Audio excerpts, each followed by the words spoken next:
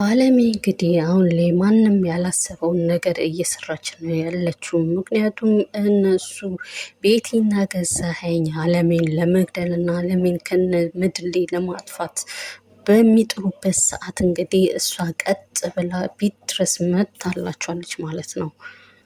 ሆኖም ግን ያው አለሜ እዛ መከሰቱ እነ ቤቲ ትልቅ ነገር ነበር እየፈጠረው ማለት ነው። ምክንያቱም ገዛኸኝ አለሜን ሊገላት በሚል ሰዓት እንግዲህ እሷ ቤት ድረስ በመምጣቷ ደስ ብሎት ነበረ። ግን ያው ትሁት ነገሮችን ቶሎ ብላ ባታከሽፈው ያው አጎቷ ጋር ደውላ አጎትየው ደግሞ ለናቲ ደውሎ ናቲ እንዲሄድ ባያደርግ ኑሮ እንግዲህ ገዛኸኝና ቤቲ አለሜን ያው ቀጥ ብላ ቤት ድረስ እስከሄደችላቸው ድረስ እስከ መጨረሻ ሊሸኟት ይሆን ነበረ ማለት ነው።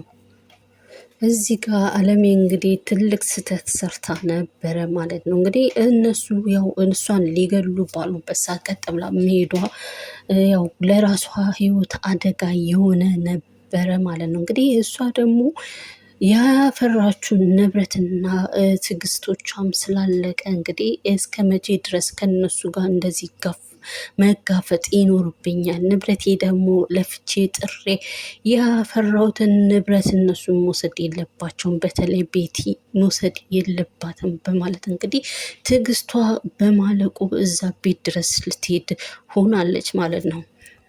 እንግዲህ አለሜ የሰራችው ስራ እንግዲህ ያው ቤተሰቦቹ ሁሉ እንግዲህ አሳስቧቸው ነበረ ማለት ነው። ምክንያቱም እነሱ ያው እሷን ለማጥፋት ባሉበት ሰዓት ብዙ መከራ አይታ ያው ከዛ ቤት እንደወጣች የምናውቀው ነበረ። አሁን ላይ ግን ያው እነሱ የእሷ ንብረት ጦቃቅራ ምን ሆና ያገኘችውን ንብረት እንግዲህ እነሱ መጠቀሙ ስታስበው እንግዲህ ያው በጣም በመበሳጨት ይሄንን ነገር ውሳኔ ልትወስን ነበረ ማለት ነው። እንግዲህ ይህንን የወሰነችውን ነገር ናቲ እስከ መጨረሻ እናቱን ሊያሳጣ የሚችል ነገር ነበረ ማለት ነው። እንግዲህ አንዳንዴ ደግሞ ነገሮችን ዞር ብላ ብናስበው ጥሩ ይሆን ነበረ ማለት ነው። ምክንያቱም ይሄ ነገር ማሰብ ከፈለገች እና እንደዚህ ነገር ማድረግ ከፈለገች ያው ከትሁት ወይም ደግሞ ከልጇ ጋር መሄድና ነገሩን መጋፈጥ ይኖርባት ነበረ። ግን እሷ እያሰበችው ነገር ብቻዋን ሄዳ እንግዲህ ነገሮችን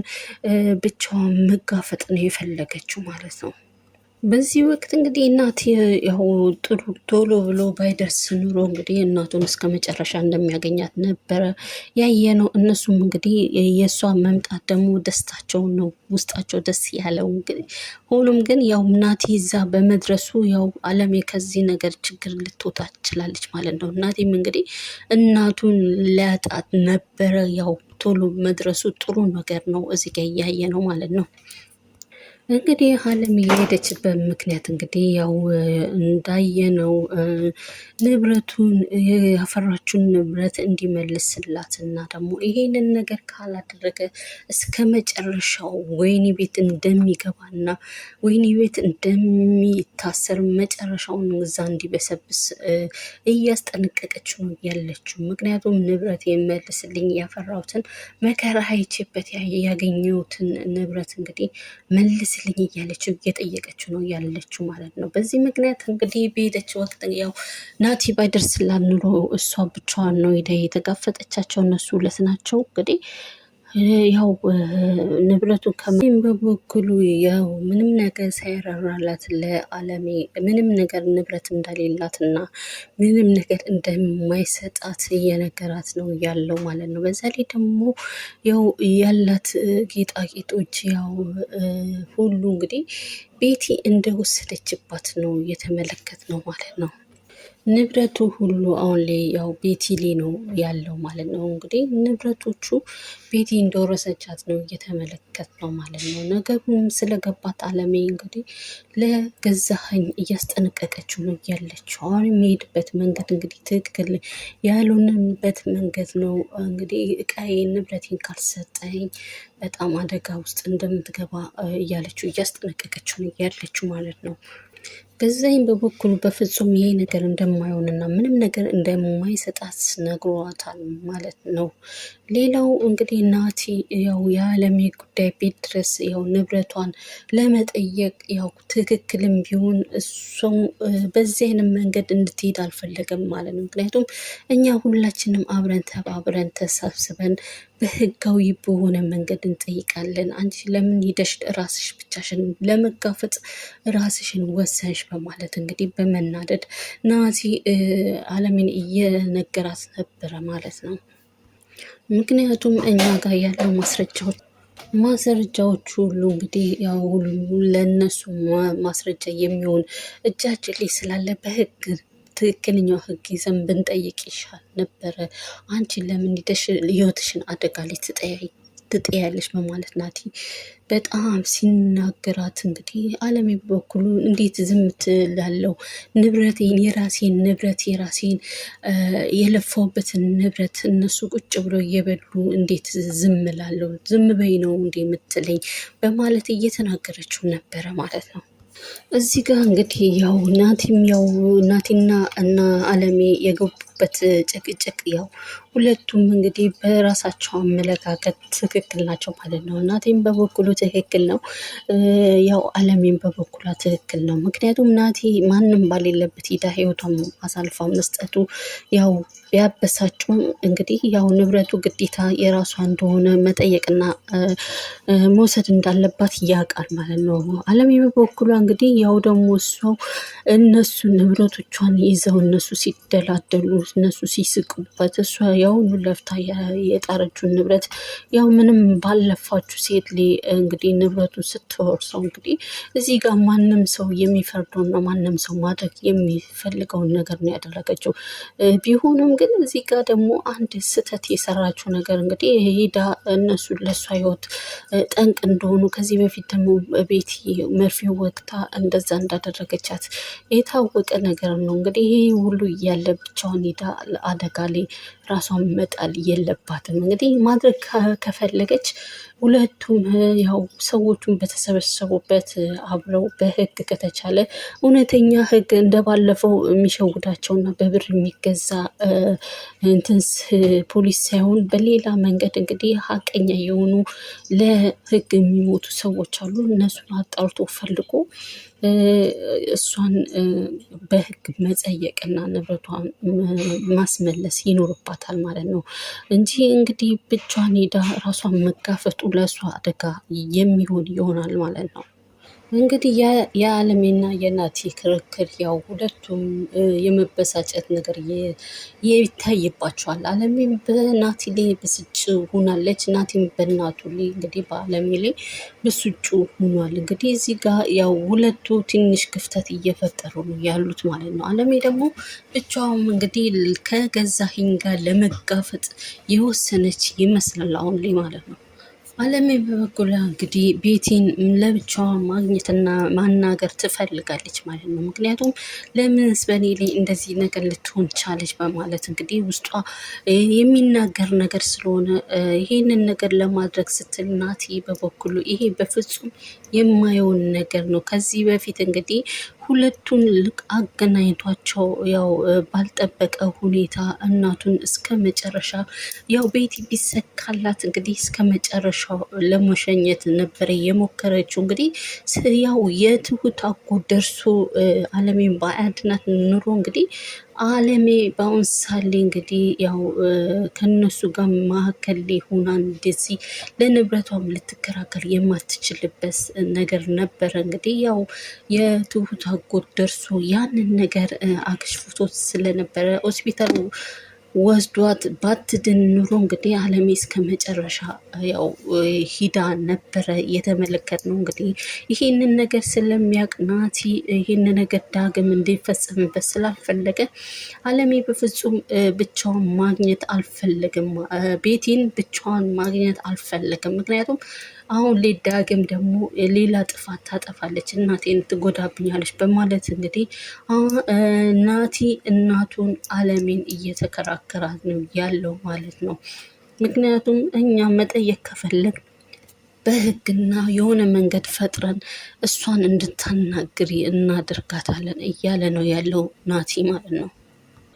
አሁን ላይ እንግዲህ በናቲ አነጋገርና በናቲ ሁኔታ እንግዲህ አለሜ በጣም እየተበሳጨች ነው ያለችው። እንዴትስ እንዲህ ይለኛል በማለት ማለት ነው። ያው ናቲ ያሰበው ለእናቱ እንግዲህ ጥሩ በማሰብ ነው። እናቱን ደግሞ ማጣት ስላልፈለገ ይህንን ነገር ስላሰበ ቢነግራትም እሷ ምንም ነገር በቃ ያው በራሴ መንገድ ለምን አላደረኩም በማለት እያለች ነው ያለችው ማለት ነው።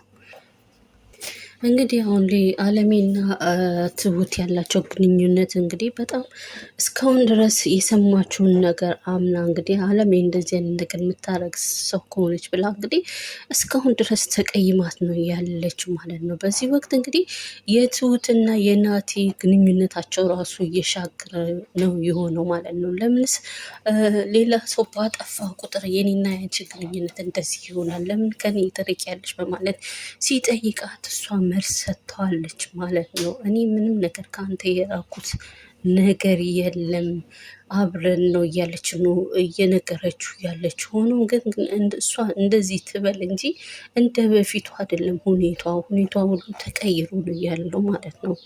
አለሜ እንግዲህ ያው እነ ቤቲ ጋር የሄደችበት መንገድ እንግዲህ ትሁትም ያው እሷ የሰራችው ነገር ትክክል አይደለችም ብላ ብትገምትም በዚህ መንገድ መምጣቷና ቤት ድረስ ራሷን የህይወቷን አደጋ መክተቱ እንኳን በጣም እየተሰማት ነው ያለችው እና መሆን እንዳሌለበት ነው እየተናገረች ያለችው ማለት ነው።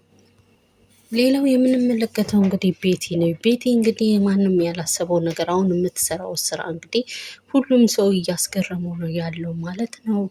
እኔና አለሜ መስማማት ያለብን እንግዲህ እሷንም ከነ መጨረሻው ላላያትና እኔና እሷ በፍጹም የምንለያይበት መንገድ እንግዲህ ከዚህ በፊት እኛ ላይ ያደረሰብን ሰውዬ እሱን እንግዲህ አምጥታ ውጭ ሀገር የላከችውን ሰውዬ አምጥታ እኛንን የሰራን ስራ በህግ እንዲቀጣና ደግሞ ያደረገውን ነገር ዋጋውን ማግኘት ይኖርበታል። ስለዚህ ይሄንን ነገር ካደረገች በፍጹም አለሜ ጋር ላልደርስና ምንም ላላደርግ ቃል እገባለሁ እያለች ነው ያለችው። ለናቲም እንደዚህ ብላን እየነገረችው ማለት ነው። ናቲ በበኩሉ ይህን ቤቲ ባለችው ሰዓት ያው ቀጥ ብሎም ወደ እናቱ ወደ አለሜ ጋር በመሄድ እንግዲህ ናቲ ያለችው ምክንያቱም ናቲ ቤቲ ያለችው ለናቲ ያው የነገረችውን ነገር ያው እናቱ እንድትሞትበት ስለማይፈልግ እንግዲህ ቀጥታ ሄዶ እናቱን ቤቲ ያለችውን ነገር ነግሯታል ማለት ነው። እንግዲህ አለሜ በበኩሉ ያው ሁኔታ የሚመስለው ከዚህ በፊት ምንም ወንድምና ታላቅም ታናሽ ወንድም የለኝም፣ ያለኝ አንድ ወንድም እሱ ነው ብላ እሱ ነው ያለኝ በማለት ያው ባትናገርም ከሁኔታዋ እንደዛ ያለች እና በፍጹም ወንድሜን አሳልፍ የማልሰጥ ሰው ነኝ ብላ ነው ፊቷ ላይ የሚነበበው ሁኔታዋም እንግዲህ ማለት ነው።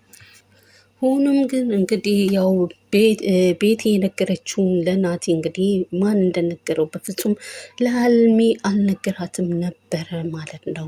እሷም በበኩሉ እሺ ይሁን ግን ማን ነገረ እንደዚህ ሊልክ ቻለ ብላ ብትጠይቀውም እሱም በፍጹም ሊነግራት ስላልቻለ እንግዲያውስ ይሄንን ነገር ካልነገርከኝ እኔም ደግሞ አልነግርህም ዘር በልልኝ እያለችው ነው ያለችው ማለት ነው። እንግዲህ ቢሆንም ግን ይሄን ነገር ብትለኝም ነገሮቹ ብትነግረኝም ነገሩ ማን እንደነገረ ብትነግረኝም እንግዲህ ያው ያደረገውን ድርጊት እንደ ስራው ይወሰናል ብላ ነው እያለችው ማለት ነው። እንግዲህ ከዚህ በፊት ያው አለሜ ወንድሟ እንደታሰረ ብቻ ነው የምታውቀው ማለት ነው። ምን እንደሰራና ምን እንዳደረገ በፍጹም እንደዚህ አይነት ወንጀል እንደሰራ ምንም የምታውቀው ነገር አልነበረም ማለት ነው። አንድና አንድ ወንድሟ ከእስር ቤት እንዲወጣ ብቻ ነው ያደረገችው እንጂ ምን አይነት ስራ ሰርቶ በምን አይነት ወንጀል እዛ እንደገባ በፍጹም የምታውቀው ነገር አልነበረም። ይህንን ነገር እንግዲህ ቤቲ ብትሰማ ቤቲ በፍጹም ልትቀበል አልቻለችም። ይሄ ውሸት ነው፣ ከእውነት የራቀ ነው። አለሜ በፍጹም ታውቃለች። ስለዚህ ስለምታውቅ ነው ከእስር ቤት አውጥታ ወደ ውጭ እንዲሄድ ብላ ያለችው ማለት ነው። ስለዚህ አለሜ በበኩሏ ግን ምንም ሳታቅ ነው እንግዲህ ከእስር ቤት ታስሮ ከሚታሰር ብላ ብር ከፍላ ከዛ ከስራ አስወጥተው ወደ ውጭ እንዲሄድ እያደረገችው እንግዲህ በምን አይነት መንገድ እንደወጣና እንደታሰረ የምታውቀው ነገር አልነበረም ማለት ነው።